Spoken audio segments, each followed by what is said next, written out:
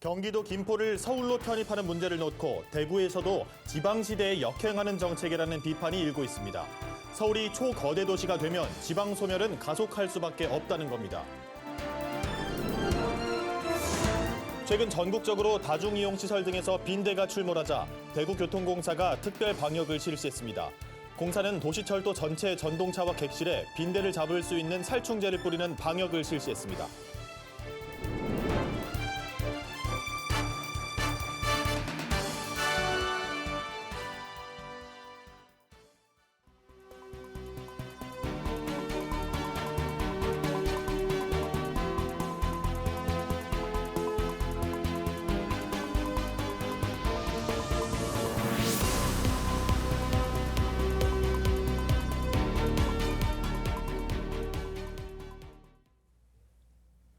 시청자 여러분 안녕하십니까? BTV 대구 뉴스입니다. 첫 소식입니다.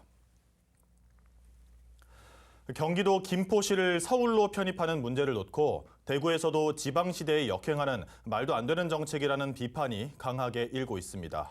서울이 초거대 도시가 되면 지방 소멸은 더욱 가속화될 수밖에 없다는 겁니다. 김민재 기자가 보도합니다.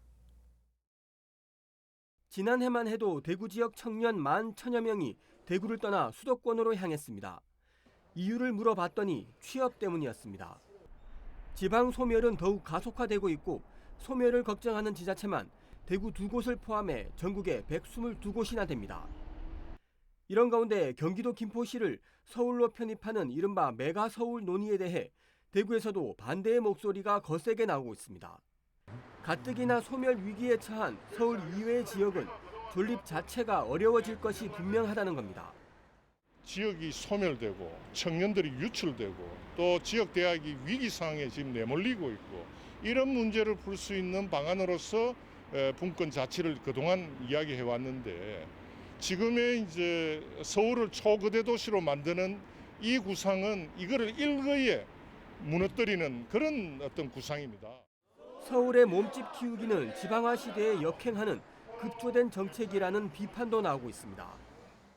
굉장히 많은 전문가들이 모이고 여기에 이제 그래서 정책을 검토를 해서 다듬고 여기에 시민들 그다음에 정책하시는 분들 정치가들이 참여를 해서 정책을 하나 만들어내는 겁니다.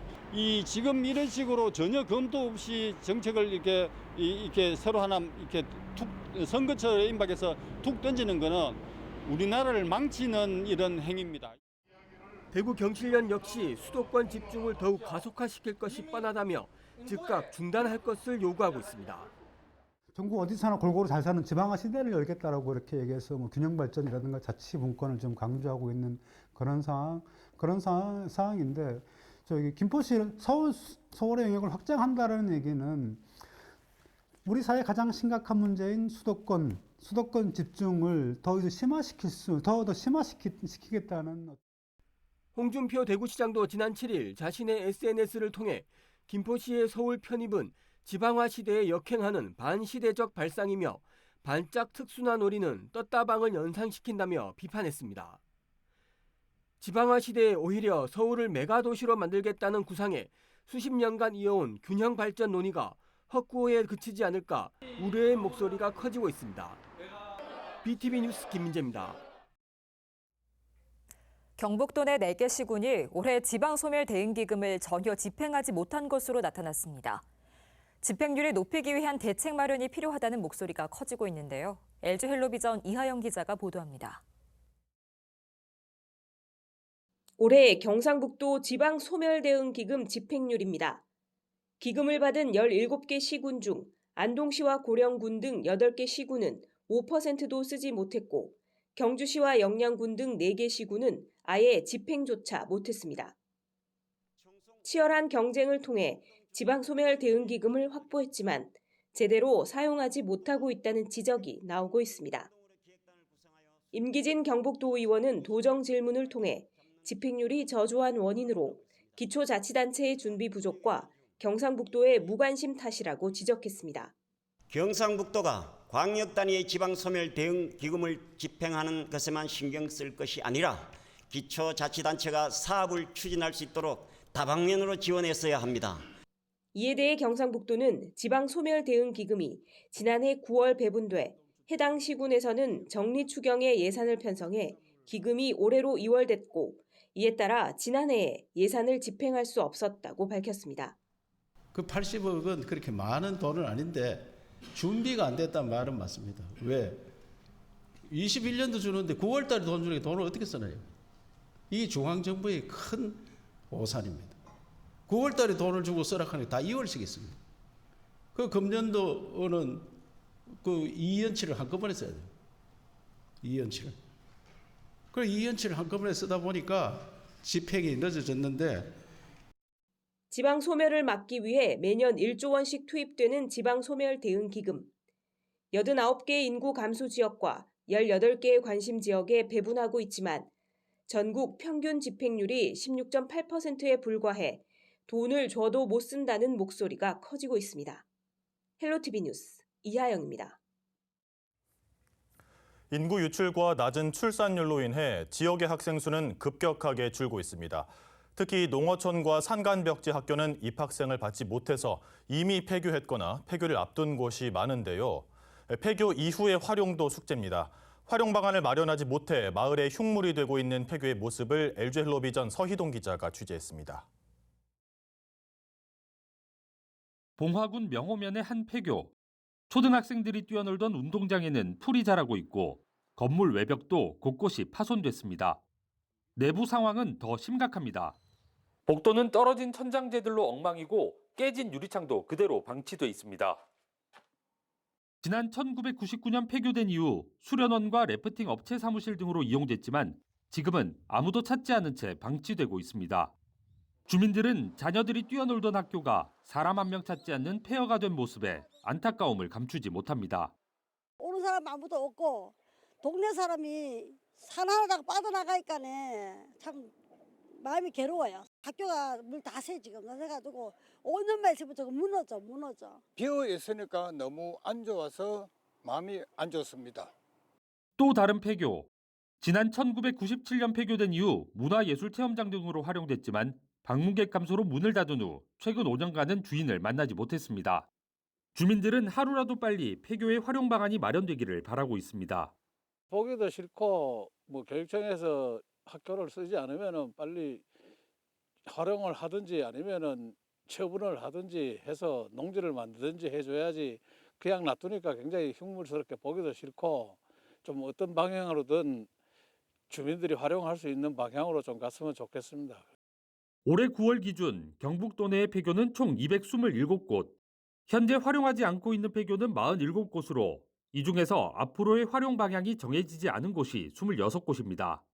마을 중심의 건물이 흉물로 전락하면서 미관상 문제뿐만 아니라 치안에 대한 우려가 커질 수밖에 없습니다. 폐교가 어떻게 보면 우범지대로 이렇게 변하고 있고 이래서 항상 우리 주민들로부터 폐교에 대해서 많은 또 질타를 받고 있는 것도 현실입니다. 옛날에 그 명성 높던 그 마을 입구의 폐교들을 우리 주민들한테 돌려주자. 이런 부분들로 저희들은 적극 우리 교육청에 이렇게 요구를 하고 있습니다. 인구 감소로 인한 지방 소멸의 상징처럼 여겨지는 폐교. 마을 공동체의 중심적인 역할을 담당했던 과거의 기능을 되찾고 지역 활성화를 가져올 수 있는 활용 방안 마련이 시급합니다. 헬로티비 뉴스 서희동입니다. 취업을 위해 대구를 떠나 수도권으로 가는 청년들이 해마다 늘고 있다는 소식 어제 오늘 일은 아닌데요. 수도권으로 간 청년들이 취업한 기업의 규모도 더 크고 임금도 더 많이 받고 있다는 분석 결과가 나왔습니다. 보도에 김민재 기자입니다. 지난 2021년 기준 대구를 떠난 청년 인구는 11,000여 명입니다. 이 중에서 수도권이 전체의 81%를 차지했습니다. 취업을 위해서입니다. 동북지방통계청이 대구에 계속 거주한 청년과 수도권으로 전출한 청년의 생활상을 비교한 첫 분석 결과를 내놨습니다.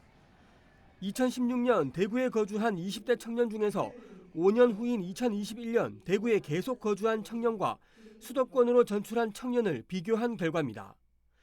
우선 취업자 비중은 수도권 전출 청년이 대구에 계속 거주한 청년보다 취업률이 8.2%포인트 더 높았습니다. 청년 취업자의 대기업, 중견기업 근무 비중 역시 수도권 전출 청년이 11.1%포인트 더 많았습니다. 청년 취업자의 상위 5개 산업을 보면 정보통신업이나 과학기술서비스업은 수도권 전출 청년에만 나타났고 교육서비스업과 숙박음식업은 대구에서 계속 거주한 청년에만 나타났습니다. 임금 역시 차이가 났습니다. 수도권으로 간 청년의 임금이 더 높았고 특히 5천만 원 이상 고소득자의 비중은 수도권 청년이 13% 이상 더 많았습니다. 다만 배우자와 자녀가 있는 비중은 대구 계속 거주 청년이 더 높았습니다. 동북지방통계청은 분석 결과를 대구시에 전달해 대구시의 청년 인구 정책을 만드는 데 활용하도록 할 예정입니다. BTV 뉴스 김민재입니다. 독감이 기승을 부리고 있습니다. 특히 경북 지역 학생 독감 환자가 한 달 새 3배 이상 급증했는데요. 이러다가 독감 대유행으로 이어지는 게 아니냐는 우려도 나옵니다. HCN 류희진 기자의 보도입니다.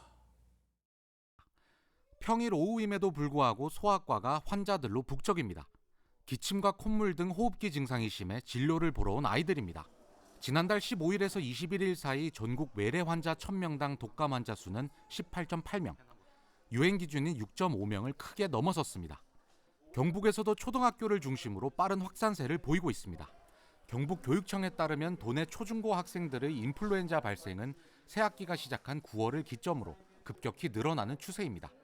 8월 기준 85명에 불과했던 독감 환자 수는 9월 734명, 10월에는 2,300여 명으로 한 달 새 3배 이상 급증했습니다. 당국은 감염 환자 발생 시 추가 확산을 막기 위해 전문의의 진단에 따른 개별적인 격리 기간을 두고 있습니다. 병원에 가서 한 5일 정도 하면 열이 내릴 겁니다라고 해서 이제 5일 정도 돼서 열이 내리면 학교에 등교가 가능합니다. 그러면 그 기간 동안에는 출석 인정이 됩니다. 이번 독감은 마스크 의무 착용이 해제되면서 유행한다는 분석도 있습니다. 여기에 개학 이후 타인과의 접촉 기회가 많아진 데다 큰 일교차가 겹치면서 취약해진 면역력을 파고든 겁니다.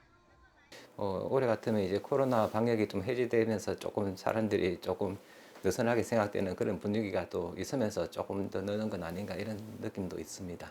독감 자체가 좀 굉장히 신경을 써야 되는 병이죠. 그래서 개인 위생을 좀 철저히 하고 손 씻기 열심히 하고 마스크 착용 잘하고. 이런 가운데 코로나19도 새 변이를 기반으로 유행 조짐을 보이면서 이른바 트윈데믹이 닥칠 수 있다는 우려도 나옵니다. 방역당국은 겨울이 오기 전 독감 예방 주사를 맞을 것을 권고했습니다. HCN 뉴스 류희진입니다. 1945년 일본에 투하된 원자폭탄으로 7만여 명의 제1한국인이 숨지거나 다쳤습니다. 벌써 78년이 지났지만 아직까지도 고통받는 피해자는 국내에만 2,000명 가까이 되는데요. 일본의 의료진이 원폭 피해자들의 대상으로 건강검진을 하기 위해 대구를 방문했습니다. 김민재 기자가 전해드립니다. 1945년 8월 히로시마와 나가사키에 떨어진 원자폭탄. 제1한국인 7만여 명이 숨지거나 다쳤습니다. 올해 85살인 조유형 할머니가 7살 때 벌어진 일입니다. 원폭 투하로 아버지를 잃었습니다. 벌써 78년이라는 세월이 지났지만 후유증은 여전합니다. 지금도 이 가슴 여기가 막 아프고 숨질이 뛰거든. 나이가 이제 젊을 때는 원폭 피해자를 하는 거 아들 결혼식일 때는 모두 시시했거든 그 당시에는. 근데 우리 막내도 지금 많이 안 좋거든 몸으로서 막 몸도 막 가렵고 막 이러고 안 좋고. 이제 요새 늙으니까 이제 이게 막 지금도 이래 숨질이 뛰거든. 우리 엄마는 많이 그래가 돌아가셨고. 원폭 피해자들을 위한 진료와 건강 상담 등을 위해 일본의 피폭 전문 의료진과 공무원 등 8명이 대구를 찾았습니다. 적십자사와 함께 진행되는 일로 지난 2005년부터 연 2회 실시되어 왔습니다. 올해는 코로나19 이후 3년 만에 다시 재개됐습니다. 고령의 원폭 피해자들을 위한 정신 상담뿐만 아니라 체조 강습도 진행됐습니다. 機会にですね、不安なことは相談いただいて、医療的に介入が必要な精神疾患がある場合は適切に治療することが重要かなと思います。 대구 경북 지역 생존 원폭 피해자는 모두 365명, 전국적으로는 1,784명이 있습니다. 평균 연령 83세 이상인 고령으로 대부분 갑상선이나 피부병 같은 질환을 앓고 있습니다. 남은 피해자들은 정부의 최소한의 삶을 보장받을 수 있는 지원과 관심을 요청하고 있습니다. 병원 출입하는 교통비, 식대비 정도로 월 10만 원 지원을 했는데 그것이 지금은 연세가 많아지고 병고에 시달리다 보니 자주 가잖아요. 그래 그 돈이 택없이 부족한 거예요. 그래서 그걸 담은 10만 원, 20만 원, 30만 원 인상을 해도 몇 번 건의해도 그게 안 먹혀 들어갔어요. 일본에 원자폭탄이 떨어진 지 78년째. 고령이 된 피해자들은 매년 유명을 달리하고 있고 여전히 끝없는 후유증에 고통받고 있습니다. BTV 뉴스 김민재입니다. 주변을 자세히 살펴보면 우리들 곁에 옛 지명이 남아있는 걸 볼 수 있습니다. 조금만 관심을 가지면 알 수 있는 우리 동네의 옛 지명을 천혜열 기자가 알아봤습니다. 성서산업단지 서편에 있는 한 교차로. 대구 외곽순환도로와 만나는 이 교차로의 이름은 계상듬 내거리입니다. 계상듬이라는 명칭의 유래는 월암 불악 유적비에서 찾을 수 있습니다. 계상듬은 원래 절벽 또는 낭떠러지를 뜻하는 사투리 덤이라는 글자를 붙여 계상덤 마을이었다고 합니다. 150년 전 지금의 성서체육공원 주변으로 자연 불악이 생겨나기 시작했고 1980년대에 이르러서는 70여 가구가 사는 마을로 발전했다고 전해집니다.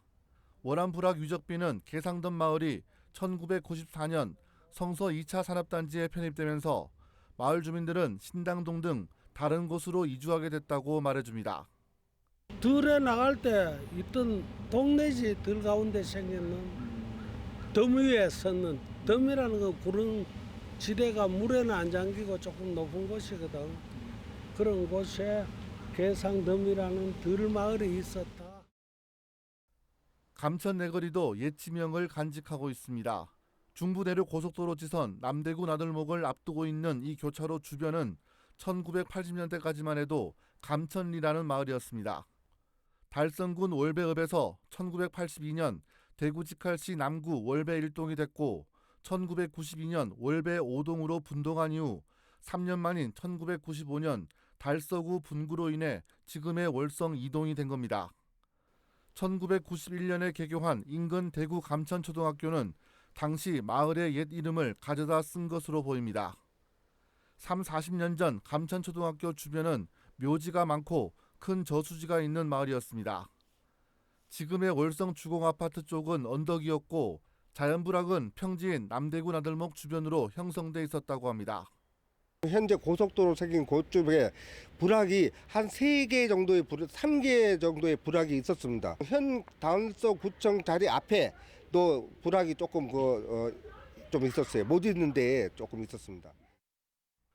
감천리는 월성 이동 주민들이 사회적 협동조합과 마을 축제에 옛 마을의 이름을 붙여 한동안 그 명맥을 이어나갈 수 있게 됐습니다.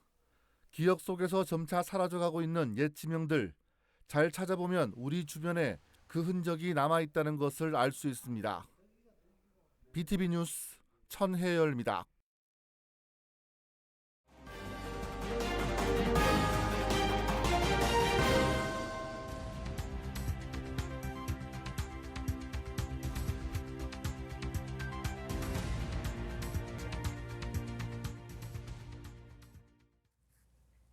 올 연말쯤 대구 시내버스와 도시철도 요금이 최대 350원 오를 것으로 보입니다.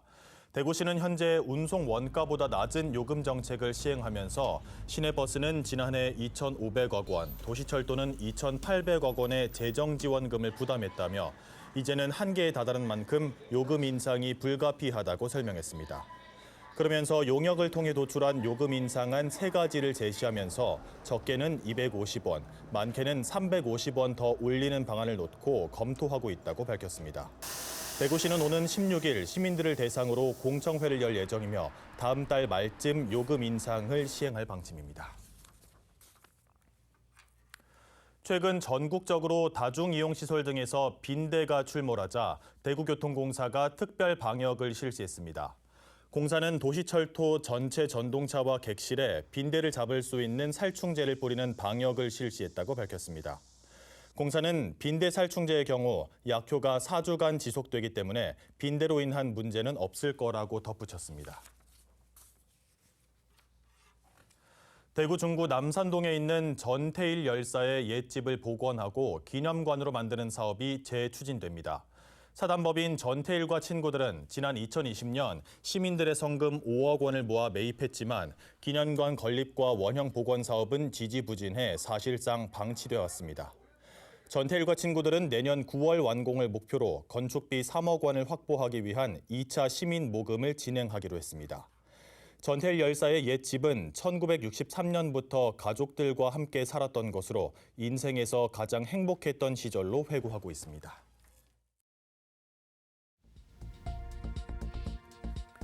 내년에 치러지는 제22대 국회의원 선거를 외국에서 투표해야 하는 유학생이나 주재원 등은 내년 2월 10일까지 국외 부재자 신고를 해야 합니다. 신고는 공관을 직접 방문하거나 중앙선관위 홈페이지를 통해 할 수 있습니다.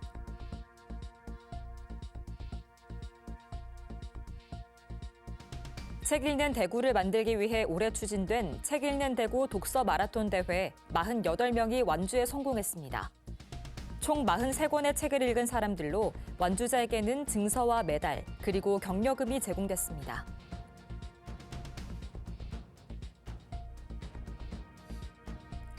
대구 시립교향악단의 제500회 정기연주회가 오는 24일 대구 콘서트하우스에서 열립니다.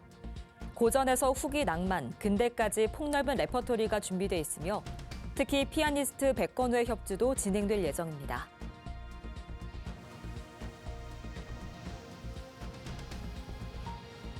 서구 비산 2~3동 민간사회 안전망이 곧 다가올 겨울을 맞이해 겨울 이불 30채를 형편이 어려운 이웃 30세대에 전달했습니다.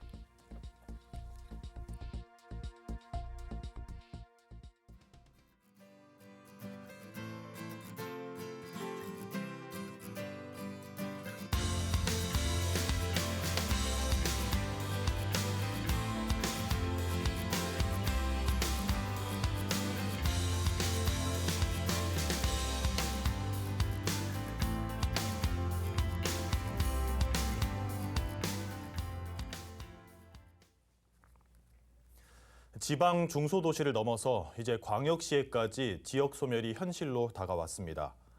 대한민국 어디서나 잘 살 수 있는 지방시대가 구호로만 그치지는 않았으면 합니다. 이상으로 뉴스를 마칩니다. 시청해주신 여러분 감사합니다.